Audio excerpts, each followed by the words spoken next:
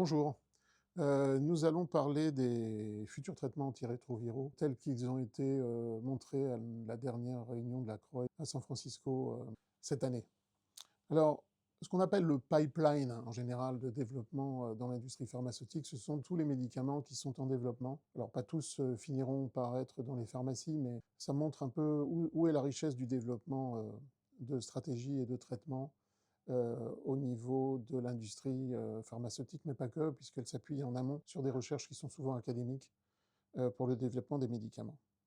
Alors, si je reviens sur l'atmosphère de la dernière conférence à la CROI, elle était vraiment un peu particulière, puisque en même temps que les mesures du gouvernement Trump tombaient sur nos collègues américains et que l'annonce des arrêts des subventions aux pays les plus pauvres sur les traitements de l'aide bilatérale américaine ou multilatérale américaine, on voyait dans la même journée des sessions sur le développement de médicaments. Donc ça avait un côté un peu presque surréaliste, parfois un télescopage un peu brutal et choquant, mais la recherche continue et espérons que ça sera au profit de tous. Alors, le traitement antirétroviral, ça repose jusqu'à présent essentiellement sur des trithérapies ou des bithérapies par voie orale, le plus souvent quotidienne ou intermittente comme nous l'avions développé. Mais depuis quelques années, l'industrie pharmaceutique, en particulier les trois gros leaders que sont Gilead, Viv et MSD, continuent à développer des stratégies de traitement dits long-acting, de longue durée d'action, c'est-à-dire dont la présence des molécules au niveau du plasma dépasse, comme on va le voir, la concentration quotidienne d'un traitement antirétroviral. Alors, le premier point, c'est qu'on va voir que le développement se base essentiellement sur des bithérapies.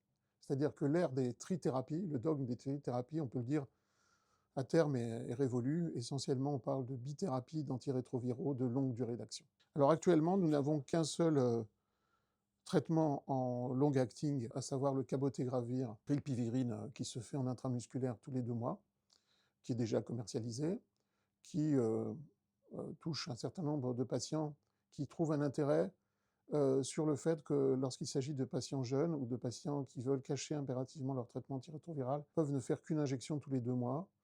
Et c'est un grand bénéfice souvent psychologique ou de lutte contre la stigmatisation de pouvoir faire uniquement tous les 2 mois son traitement, ce qui regroupe un certain nombre de patients. Alors le développement, c'est quoi? Au jour d'aujourd'hui, on va le voir, il n'y a pas que les formes injectables. On a par exemple l'utilisation de nouvelles classes, de nouvelles familles d'antirétroviraux, notamment les inhibiteurs de capsides, qu'on va associer avec des anti-intégrases comme le bictegravir. Et par exemple, on a un développement de nouvelles bithérapies antirétrovirales qui se fait avec le lenacapavir et le bictegravir. Donc une nouvelle bithérapie, qui n'est pas une longue durée d'action. On a aussi des bithérapies par voie orale qui se développent en termes d'essais cliniques sur une association lenacapavir et islatravir. Lenacapavir à 300 mg et l'islatravir 2 mg à raison de 1 comprimé une fois par semaine. Alors, c'est intéressant, évidemment, c'est en pleine phase 3 actuellement de développement, et il est possible qu'on voit arriver déjà ce traitement de bithérapie une fois par semaine d'ici 1 an et demi ou 2. Autre développement, c'est des injectables, non pas tous les 2 mois, mais tous les 3 mois. Alors, avec des prodrogues de l'islatravir associés avec des nouvelles anti-intégrases. On voit aussi des développements de cette cabotegravir rilpivirine, non pas tous les 2 mois, mais tous les 4 mois en intramusculaire. C'est un développement chez Viv, donc on étend un petit peu la durée d'action de ces 2 premières molécules à tous les 4 mois. Et puis surtout, on voit le développement, mais sur des phases de développement plus précoces, sur des stratégies tous les 6 mois.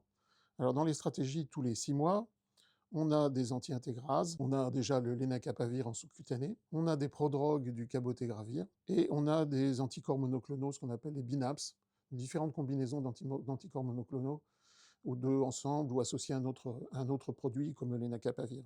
Tout ça est en développement, mais on voit que peut-être l'objectif à terme pour l'industrie, c'est de réussir à développer un traitement de long acting en intramusculaire ou en sous-cutané avec 2 molécules nouvelles, qui serait vraiment un changement de paradigme dans le traitement antirétroviral, qui pourrait s'adresser à la grande masse des patients avec un traitement cette fois tous les 6 mois.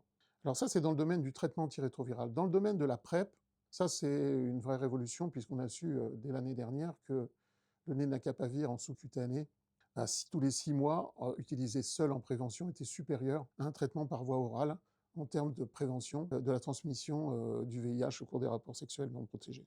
Et qu'est-ce qu'on a encore comme développement sur la longue durée d'action du lenacapavir? Ce qui a été montré à la CROI, c'est que probablement ce lenacapavir en sous-cutané pourrait être efficace à 1 an. Alors on voit bien que là, si on arrive à un traitement de prévention 1 fois par an, je pense que pour le public, on est déjà presque à un vaccin. C'est-à-dire que dans l'esprit du public, une sous-cutanée ou une injection tous les ans pour se protéger du VIH, pour des populations à risque, on est déjà presque dans l'idée d'un vaccin, mais ça n'a rien à voir avec un vaccin, mais dans le concept de ce qui est la praticabilité de ce traitement.